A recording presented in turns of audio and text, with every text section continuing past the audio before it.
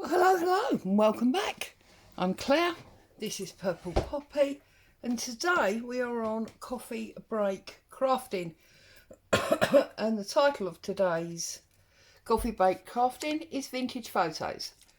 Now, I've got this set of black and white photo images from Which Craft Do You Do? It's called Vintage People Set 2. And as you can see, they come in different sizes and different colours. But I'm going to use this sheet today. And as always, you don't need to have these. You can use any photos you like. But I'm using these. And I tell you just so you know if you want to. And this is what I turned these images into. With the most basic of things that you've got in your stash.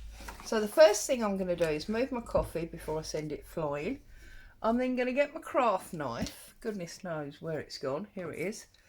And I am going to cut out some of these images to do. Now if I go down there, they're all going to be men. If I go this way, I'm going to get a bit of everything. Because I've got a man, a woman, another woman, and then a child. Whoops, where did that, there you go.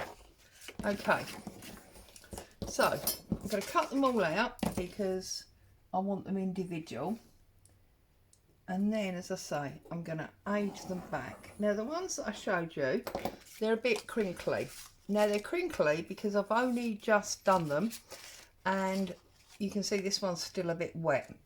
I've dried them with my heat gun, but to be honest with you, put some weight on that, they'll flatten out. But also the fact that they're vintage and aged, they should really be a bit crinkly and cracked. I mean, what kind of, if you've seen an actual vintage photo, they are in a terrible state if they've not been stored correctly.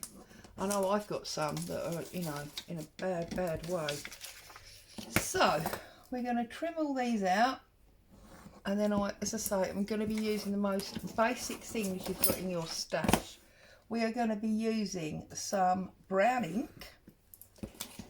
We are going to be using some PVA glue, and that's where it stops. Okay, better check the time to make sure we are only, you know, our normal sort of 10 to 15 minutes. Right, there we go. So there's our 4 images. I'm going to bring in my board, my dirty matte board. Okay. So I've got archival sepia. Now if you've been here a while, you'll know that this is basically worn out. Now as you see, I just screwed that picture up, and I'm going to run my ink all over it, around the edges, and it's going to pick up those crack lines. Okay, now that's nothing new. I've done that with you before.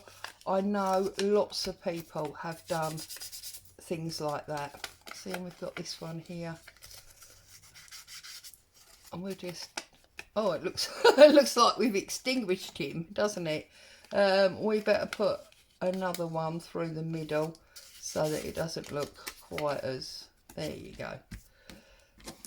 I can't quite bring myself to screw up the baby one, so I'm just gonna put ink on that one. Okay, and this one I'm going to put tear in and ink up the tear line.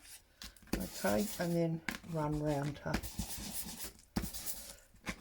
Now often when photos get torn, there we go, bits come away, so I'm going to take that bit away and make sure that I get ink all around that edge.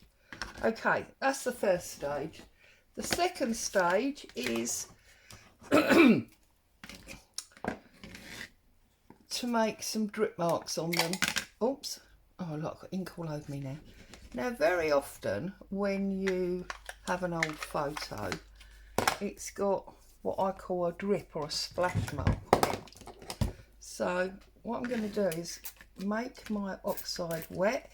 If you haven't got an oxide and you've got a spray, that'll work just as well.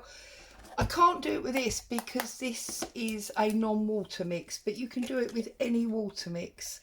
And then I'm just going to take the bottom of my spray and I'm going to flick on my photos. Make sure you pick up some colour. Okay. If you haven't got one of these spray bottles, you could take the picture and just dab it in like that. Okay. And add some extra colour that way. Whatever you'd like to do, whatever makes you happy. All right. And then because I need them dry, I'm going to mop up this mess like that. Okay. I want that dry. Now this is the really fun bit in my opinion, and this is the bit, I can't put that, oh yes I can, I've got the colour out. I thought I still had colour in that. This is the bit that I love. So this, forget the bottle, this is just cheap clear PVA. I've shown it to you many times before. I get mine from the works. I'm turning my picture on its side and I'm applying a lot of PVA there, and then I'm just going to spread it across my picture. And it does two things. One, it seals in the image. Can you see that? It seals in the image. Two, it stiffens your paper, because look how flimsy this is compared to these. You can hear it. Okay, so put your glue on. I'm using this like palette knife to spread mine out. If you haven't got a palette knife, you could use a credit card or any kind of glue spreader really. And don't, you know, you can pat a bit as well. If you pat a bit, you'll get like a mottling. Yeah, can you see? You get like a mottling. And then they just need to dry. And when they've dried, they will look like the ones that I've just shown you. Especially over that crack. And then just lift it up, move it up there to dry. And then the very last one, just do it over this side because I don't want to obviously put it in the glue. There you go. Spreading it out. And now you have got a much thicker, whoops, you've got a much thicker, heavier paper. You've got a gloss element to it. I've, look, missed a bit there. Now you can leave that for the broken age, or you can tap it down. It's entirely up to you. And now, just like that, in probably the quickest one we've ever done, we have created, you hear the difference? We have created vintage photos.